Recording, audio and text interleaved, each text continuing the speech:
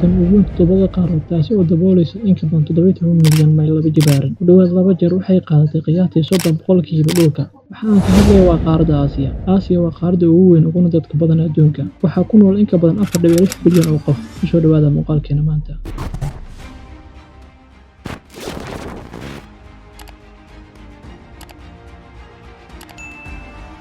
qaaradda Aasiya waxaa loo kala saaraa 6 qaybood oo kala ah waqooyiga, bariga dhexe, galbeed, koonfur iyo koonfur bari Aasiya. Dadka inta badan waxa ay ku nool yihiin bariga, koonfurta iyo koonfur bari Aasiya.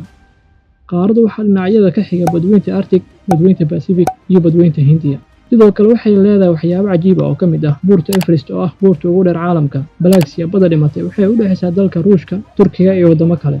Webiga Yang oo webiga ugu dheer Aasiya ahna webiga saddexaad ee ugu weyn caalamka. saxaraha Gobiya waa saxaro qabow ku yaala qaybo ka mid ah Mongolia iyo China. waa saxaraha shanaad ee adduunka ugu weyn. waxaa kaloo jira kheyraad dabiici ah laakiin Aasiya kaliya laguma yaqaan calaamado cajiib ah. qaar ka mid ah kheyraadka adduunka ugu weyn ayaa laga helaa qaaradda Aasiya,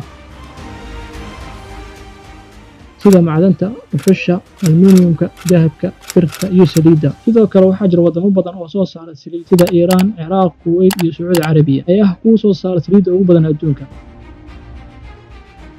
sidoo kale waxaa jira wadamo kala duwan oo leh dhaqamo, diimo iyo luqado kala duwan. qaar badan ka mid ah diimaha waaweyn adduunka asal ahaana ka yimaada qaaradda Aasiya, waxaana ka mid ah diinta Islaamka, Kiristaanka, Yuhuudda, Hinduismka iyo kuwo kaloo badan.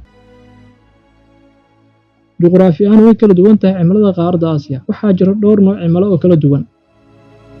haddii aan eegno qaar ka mid ah wadamada Aasiya: Sacuudi Carabiya, Dubai, Qatar, Mongolia, Shiinaha, Indiya, Bakistaan, Kuuriyada Waqooyi, Kuuriyada Koonfureed, Jabaan iyo kuwo kaloo badan.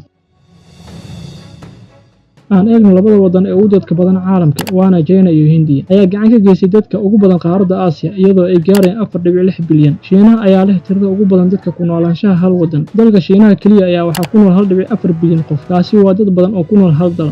qaar ka mid ah goobaha ugu caansan dalka Shiinaha waxaa ka mid ah derbiga weyn Shiinaha iyo Hong Kong.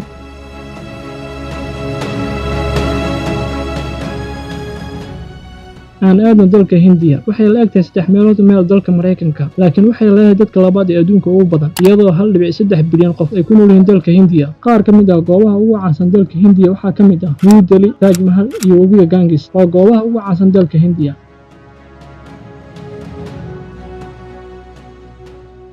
aan isla eegno markaan dalka ugu yar qaaradda Aasiya, waa Maldives. waxayna caan ku tahay xeeb cad, ciid qurxoon iyo biyo buluug ah. waa goob loo dalxiis tago. aan aadno dhanka iyo wadamada ugu hooseeya xagga saboolnimada. waxaa jira dalal kala badan oo Aasiyaan ah oo ay saboolnimadu ay ku badan tahay, waxaana ka mid ah Myanmar, Cambodia, Nepal, Syria, North Korea, Afghanistan. Aasiya waa mid aad u weyn oo kala duwan, qaaradda oo leh taariikh iyada oo dadkeeda kor u dhaafayaan 4.6 bilyan. si kastaba ahaatee, Aasiya waxay sidoo kale wajahaysaa caqabado kala duwan oo ay ku jiraan saboolnimada, iska-hor-imaad siyaasadeed, arrimaha deegaanka iyo sinaan la'aanta bulshada. iyadoo ay jiraan caqabadahaasi, qaaraddu waxay sii wadaa inay horumariso oo ay kaalin mug leh ka qaadato qaabaynta dhaqaalaha, dhaqanka iyo siyaasadda caalamka. waxay sii ahaan doontaa mid muhiim ah kheyraadka dalal badan adduunka oo dhan. wadamada ayaad rabtaa inaad ka booqato qaaradda Aasiya?